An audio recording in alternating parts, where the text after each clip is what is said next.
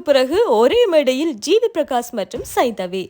GV Prakash முதலாக வெயில் என்ற படத்தில் இசையமைத்து தமிழ் சினிமாவிற்கு அறிமுகமாக இருந்தார். இவருடைய பென்சில், த்ரிஷா இல்லன்னா நயன்தாரா, சிவப்பு மஞ்சள் பச்சை ஆகிய பல படங்கள் சூப்பர் ஹிட்டை கொடுத்திருந்தது.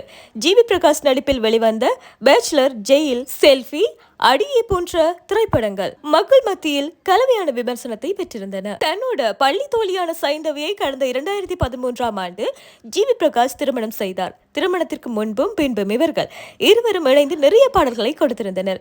ஜிவியின் இசையும் சைந்தவியின் குரலும் ரசிகர்கள் மனதில் இடம்பெற்றவை என்றும் சொல்லலாம். சில மாதங்களுக்கு முன்பு இருவரும் தங்களது விவாகரத்தை அறிவித்து திரையுலகை மாத்திரமல்ல மக்கள் மத்தியிலும் அதிருப்தியை ஏற்படுத்தியிருந்தனர். இருப்பினும் விவாகரத்திற்கு பின்பும் இருவரும் இணைந்து சார் படத்தின் பனங்கருக்கா பாடலையும் பாடியிருந்தனர். இந்த நிலையில மலேசியாவில் நடைபெற்ற ஜிவி பிரகாஷின் இசை நிகழ்ச்சியில் சைந்தவி கலந்து கொண்டு பாடல்களை பாடினார்.